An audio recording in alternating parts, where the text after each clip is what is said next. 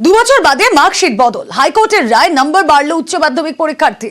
অঙ্কে বাড়তি নম্বর ক্যান্সার আক্রান্ত পরীক্ষার্থী। 2022-এ উচ্চ মাধ্যমিক পরীক্ষা বর্ষণ চক্রবর্তী। মার্কশিটে অঙ্কের নম্বরকে চ্যালেঞ্জ করে বর্ষণ। হাইকোর্টে মামলা করে নম্বর বাড়ল ডাবল।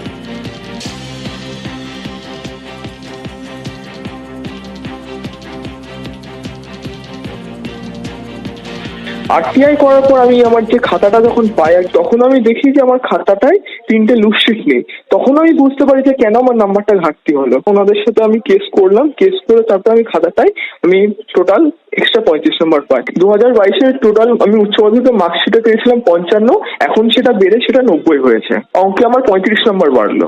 এবং আমি অসংখ্য ধন্যবাদ জানাতে চাই মানে আমার যে লয়ার ছিলেন, উনি যে এই কেসটি আমার জন্য যে এতদূর লড়েছেন, এবং যে বিচারপতি তিনি, আমি তাকে অনেক ধন্যবাদ দিতে চাই যে তিনি আমার জন্য এতটা ফেভার করলেন।